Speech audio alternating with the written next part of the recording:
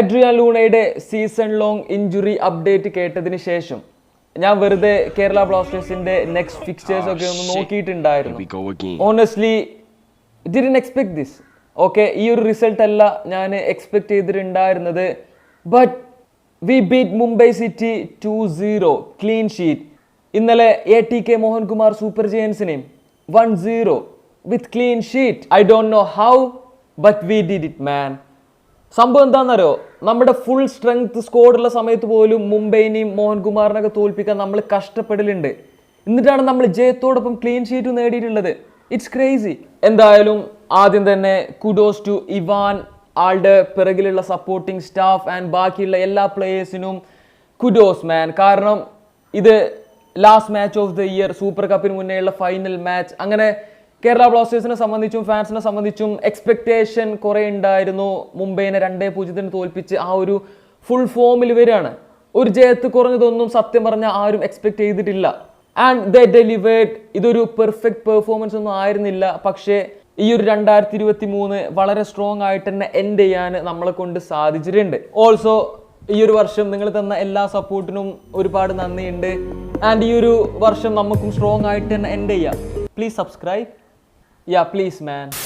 മുംബൈക്കെതിരെ നമ്മൾ എവിടെയാണോ സ്റ്റോപ്പ് ചെയ്തത് അവിടെ തന്നെയാണ് മോഹൻ ബഗാനെതിരായിട്ടുള്ള ആ ഒരു ഫസ്റ്റ് ഹാഫ് നമ്മൾ സ്റ്റാർട്ട് ചെയ്യുന്നുണ്ട്. പ്ലേയേഴ്സ് എല്ലാവരും ഭയങ്കര കോൺഫിഡന്റ്, പെർഫെക്റ്റ് ആയിട്ടുള്ള, എനർജറ്റിക് ആയിട്ടുള്ള, ഫാസ്റ്റ് പേസ്ഡ് ആയിട്ടുള്ള ഒരു സ്റ്റാർട്ട്. മാച്ചിന്റെ തുടക്കത്തിൽ തന്നെ ദിമിയുടെ ഒരു ഷോട്ട് ക്രോസ് ബാറിന് കൊള്ളുന്നു.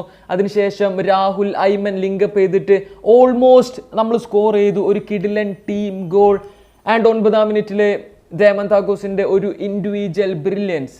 അങ്കർദിമേ 5-6 ഒപ്പണന്റ് പ്ലേയേഴ്സ് അവരുടെ ബോക്സിൽ തന്നെ ഉണ്ടായിരുന്നു. ഈ പ്ലേയേഴ്സിനൊക്കെ കാഴ്ചക്കാരാക്കിയിട്ട് ദിമി ബോക്സ് കയറാണ്.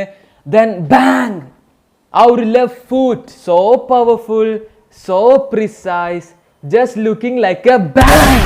വിശാൽ കൈത്തിന് നോ ചാൻസ്. കിഡിലൻ ഷോട്ട്, ആക്ച്വലി കിഡിലൻ ഗോൾ. ആ ഒരു ഗോളിന് മുന്നേ ഉള്ള ആളുടെ ഡ്രിബ്ലിങ്ങും അത്രക്കും സബ്ലൈം ആയിരുന്നു. ആൾ ബുദ്ധി ഉപയോഗിച്ച് ഡ്രിബിൾ ചെയ്തു എന്ന് തന്നെ പറയാം. എല്ലാവരും ആ ഒരു ഓവർലാപ്പിംഗ് പ്ലെയർക്ക് പാസ് ഇട്ട് കൊടുക്കുന്ന എക്സ്പെക്ട് ചെയ്ത് നിൽക്കുകയായിരുന്നു.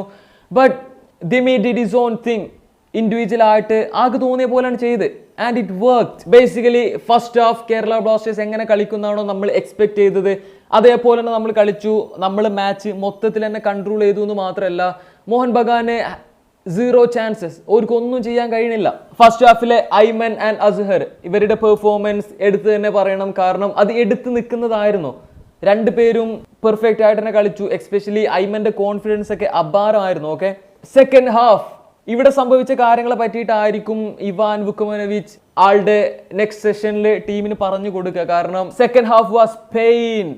കാരണം നമ്മുടെ കണ്ണിന്ന് കണ്ണുനീര് വരും. അങ്ങനത്തെ ഒരു സെക്കൻഡ് ഹാഫ്. നമ്മുടെ പ്ലേയേഴ്സിന്റെ അവസ്ഥ ഇപ്പോൾ പറയണ്ടല്ലോ, ഒരു ബോൾ തൊടാൻ പോയിട്ട് മണക്കാൻ പോലും കിട്ടുന്നില്ല.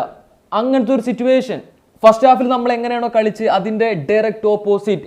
മോഹൻ ബഗാനാണ് മാച്ച് മൊത്തത്തിൽ കൺട്രോൾ ചെയ്തത്. അവരാണ് എല്ലാ ചാൻസസും ക്രിയേറ്റ് ചെയ്യുന്നത്. നമ്മളെ കൊണ്ട് ഒന്നും ചെയ്യാൻ കഴിയണില്ല. നമ്മുടെ മിഡ്ഫീൽഡ് നോൺ എക്സിസ്റ്റന്റ് ആയി. അറ്റാക്കേഴ്സിന് പന്ത് കിട്ടുന്നില്ല. വല്ലാത്ത ജാതി സിറ്റുവേഷൻ. പക്ഷേ ഇവിടെ എടുത്തു പറയേണ്ടത് നമ്മുടെ ഡിഫൻസിന്റെ പെർഫോമൻസ് ആയിരുന്നു. എക്സ്പെഷ്യലി നമ്മുടെ central defending duo, Milos and Lesko രണ്ടുപേരും അവരുടെ ഡ്യൂട്ടി അത്രക്കും പെർഫെക്റ്റ് ആയിട്ട് തന്നെ ചെയ്തു. അതുകൊണ്ട് മാത്രമാണ് നമ്മൾ ഗോൾ കൺസീഡ് ചെയ്യാതിരുന്നത്. ആൻഡ് ഓൾസോ സച്ചിൻ കറക്റ്റ് സമയത്ത് കറക്റ്റ് ഡിസിഷൻസ് തന്നെ എടുത്തു. ഓക്കെ, അതും എടുത്ത് തന്നെ പറയണം. പ്രീതം കോട്ടാൽ ആൻഡ് ദാനിഷ് ഇവർ രണ്ടാളും കറന്റ്ലി ഫ്രോഡ് വാച്ചിലാണ്. രണ്ടുപേരും I mean, they are decent. Okay, don't get me wrong. ഞാൻ ഓരോ കുറ്റം പറയല്ല. പക്ഷേ ബാക്കിയുള്ള പ്ലേയേഴ്സിനെ കമ്പയർ ചെയ്യുമ്പോൾ ഇവർ രണ്ടാളും ഇച്ചിരി ഡിസപ്പോയിന്റിങ് ആയിട്ടുള്ള പെർഫോമൻസ് ആണ്. അനാവശ്യമായിട്ടുള്ള എറേഴ്സ്, അനാവശ്യമായിട്ടുള്ള എന്താ പറയുക, പുവർ ഡിസിഷൻസ്, ഇങ്ങനെ കുറേ നടക്കുന്നുണ്ട്. ആക്ച്വലി ഞാൻ ഏറ്റവും ഇമ്പോർട്ടൻ്റ് ആയിട്ടുള്ള ഒരു കാര്യം പറയാൻ വിട്ടു.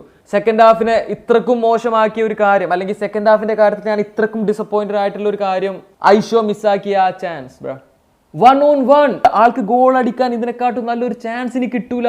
ഈ മാച്ചിൽ ആൾ അത്രക്കും നന്നായിട്ട് തന്നെ കളിച്ചിട്ടുണ്ടായിരുന്നു, നോ ഡൗട്ട്. ഓക്കെ, കഴിഞ്ഞ മാച്ചസിൽ നമ്മൾ പറഞ്ഞ പല മിസ്റ്റേക്സും ആൾ തിരുത്തിയിട്ടുണ്ടായിരുന്നു.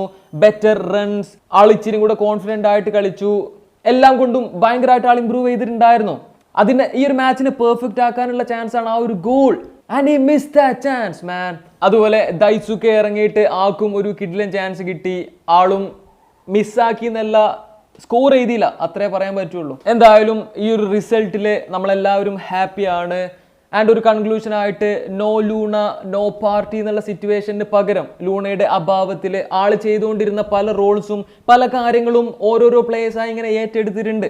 And that good to see. അതുകൊണ്ട് തന്നെയാണ് നമ്മൾ ഇച്ചിരി കൂടെ ഫ്രീ ആയിട്ടുള്ള ഒരു ബ്ലാസ്റ്റേഴ്സിനെ കാണുന്നത്. ഇതേപോലെ തന്നെ കണ്ടിന്യൂ ചെയ്യുന്ന എക്സ്പെക്ട് ചെയ്യുക. ആൻഡ് ലൂണ വരുമ്പോഴും ഇങ്ങനെ തന്നെ കളിക്കുക, അല്ലാതെ ലൂണിന്റെ മേലെ എല്ലാ ജോബും കൂടെ ഇട്ട് കൊടുക്കരുത്. ആ പാവൻ ചെങ്ങായിരൊന്നും നല്ല രീതിക്ക് കളിക്കാനായിക്കേ.